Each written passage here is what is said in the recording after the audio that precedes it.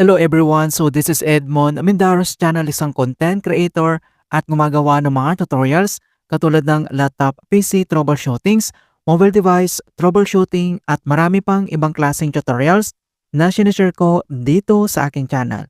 At sa bidyong ito ay pag-uusapan natin at i-guide ko kayo on how to copy and find YouTube channel URL link via PC or laptop.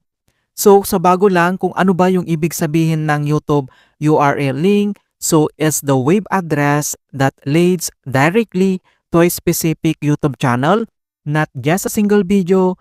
It is used to some people can visit, view and subscribe to your YouTube channel easily. Kung hindi mo kabisado kung paano ba i-copy ang YouTube URL link ng iyong channel at gagamitin mo ito sa ibang social media accounts mo, then ang bidyong ito ay makakatulong sa iyo as your guide. Kaya huwag na natin patagalin at start na natin. So ang next step ay kailangan lang natin i-open dito yung ating YouTube channel dito lang sa ating Chrome browser and then click mo lang. At dito lang sa ating YouTube channel, so dito lang sa top right corner, makikita mo dito yung ating YouTube channel na profile and then i-click mo lang. And next step, then dito lang ay kailangan mong i-select dito yung YouTube Studio.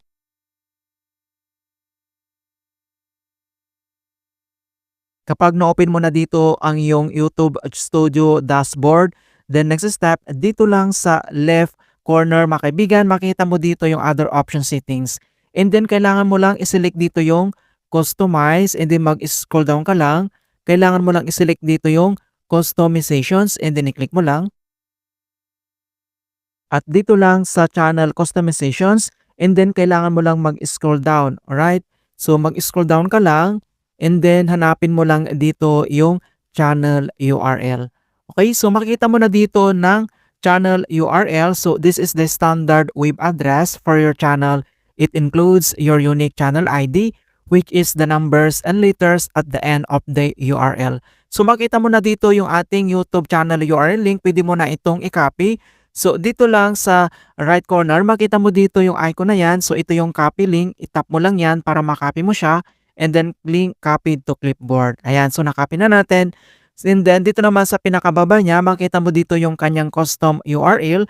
So this is the easy to remember web address for your YouTube channel. So pwede mo naman itong i-copy. So same dito sa right corner, i-click mo lang dito yung icon copy na yan and then para makopy natin. Okay, so makita mo na dito na link copied to clipboard.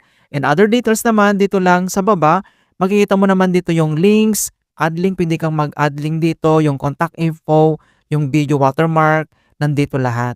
Alright, so napakasimple lang kung paano natin i-copy yung ating YouTube channel URL link kapag ikaw ay bago lang dito sa YouTube.